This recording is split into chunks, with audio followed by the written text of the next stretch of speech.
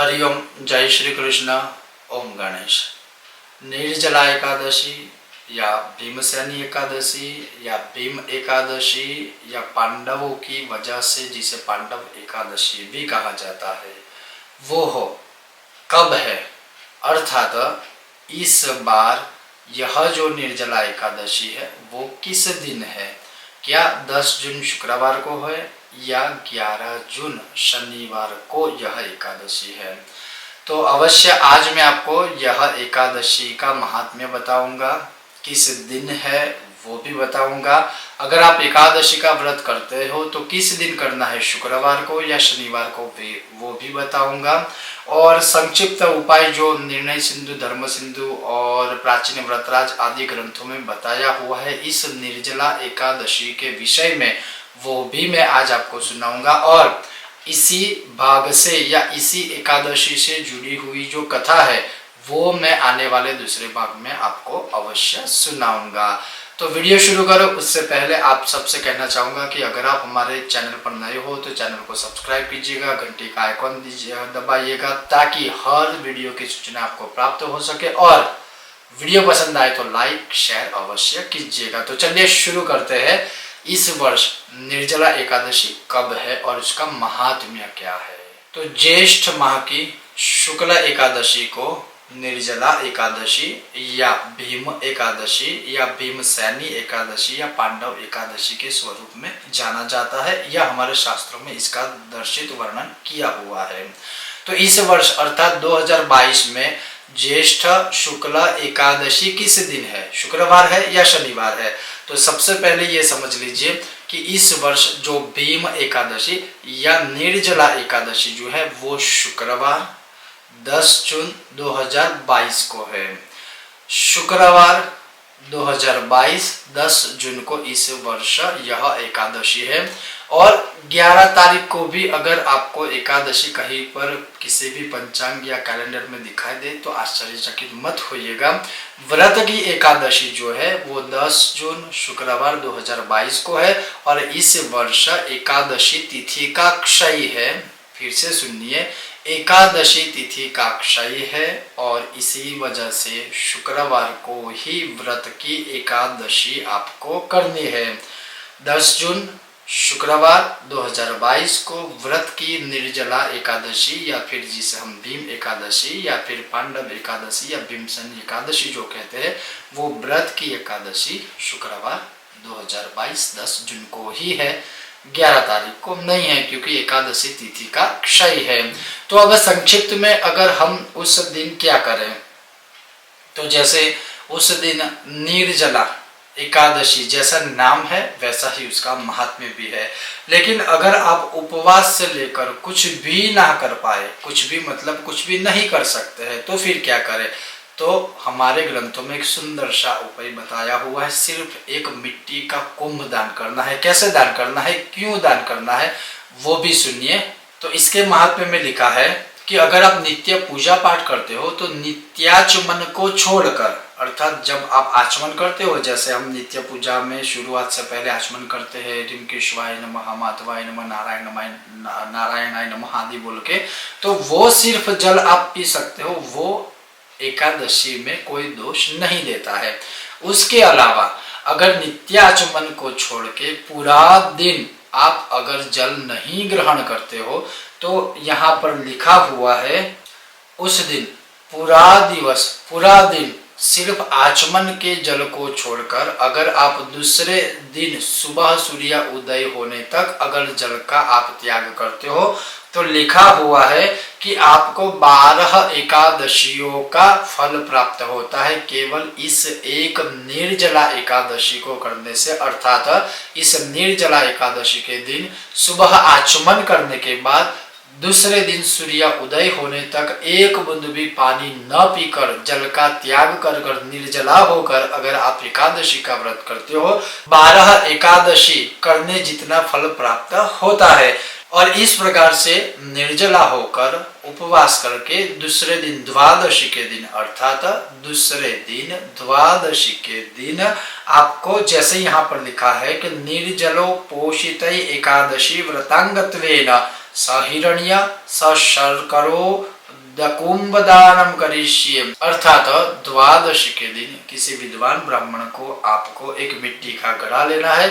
अगर आपकी परिस्थिति अच्छी है, आप फाइनेंशियली स्ट्रांग हो, तो उसी मिट्टी के घड़े के अंदर थोड़ा सा जल उदक उसमें भरना है, पानी भरना है और उसके साथ इसमें थोड़ी शक्कर या फिर जो मिश्री है वो थोड़ी डालनी है। हो सके आपकी जितनी अच्छी परिस्थिति हो उतना आप चाहो तो उसमें सुवर्ण आप रख सकते हो, या फिर पीतल या तांबे का कोई भी अंदर पात्र आप रख सकते हो। और वह जो कुंभ है वो किसी ब्राह्मण को, विद्वान ब्राह्मण को या किसी भी मंदिर में उस कुंभ का दान आप कर सकते हो। और दान करते समय आपको भगवान को या उस ब्राह्मण सहित भगवान विष्णु को प्रार्थना करनी है, या जब भी उन ब्राह्मण देवता को आप यह कुंभ दान करते हो तब आपको बोलना है कि देव देव ऋषिकेश संसारार्णवतारक उद कुंभ प्रदानेन यास्यामि परमां गति, अर्थात यह जो सुवर्ण सहित, शर्करा सहित या मिश्री सहित या जल सहित जो मैंने कुंभ का दान किया है, वह कुंभ दान करने से मेरे सभी कामना पूर्ण हो और परमाम गति ही अंततः मोक्ष पद की प्राप्ति हो, उत्तम गति की प्राप्ति हो। और इसके पश्चात लिखा है कि ये कर लेने के बाद, यह एकादशी कर लेने के बाद, द्वादशी के दिन यह कुंभ दान कर देने के बाद आप भगवान त्रिविक्रम स्वरूप की, या फिर मैं यही कहूंगा कि भगवान विष्णु की यथाशक्ति पूजा करें, या विष्णु सहस्त्र का केवल एक पाठ भी अगर आप भगवान के सामने बैठकर करते हो तो यकीन रखिए, विश्वास रखिए, भगवान नारायण पूर्ण कृपा प्राप्त करते हैं। भगवान नारायण की पूर्ण कृपा प्राप्त होती है, भगवान प्रसन्न होकर सर्वस्व हमें प्रदान करते हैं। अब इसी विषय को मैं सरलतम आपको क्रम वाइज थोड़ा सा जैसे बता दूं। इस शुक्रवार के दिन 2022 10 जून को व्रत की एकादशी है। अगर आप एकादशी करते हैं, मान लीजिए अगर आप एकादशी का व्रत करते हैं, तो सुबह जब आप नित्य पूजा पाठ से पूर्व आचमन करते हैं तो केवल आप उस आचमन जितना ही जल ग्रहण कर सकते हो, कोई दोष नहीं है। फिर पूरा दिन आपको जल नहीं पीना है, पूरा दिन आपको पानी नहीं पीना है, दूसरे दिन सूर्य उदय होने तक नहीं पीना है। अर्थात एकादशी पूरे दिन आपने जल नहीं ग्रहण किया है। और जल के अलावा, जैसे आपको क्वेश्चन भी होगा कि अगर जल नहीं हम ग्रहण कर सकते हैं तो क्या बाकी सारी चीजें हम खा सकते हैं? तो एकादशी में अन्न का त्याग करना, खास करके अक्षत चावल का त्याग करना बताया हुआ है। तो अगर आप प्रॉपर हर महीने एकादशी करते हो तो फिर अन्न का ग्रहण नहीं करना है। केवल आप चाहो तो फलाहार और सिर्फ फलाहार ही कर सकते हो, अन्यथा जो इसका महात्म्य है निर्जला, जल नहीं ग्रहण करना है, वो फॉलो कीजिए।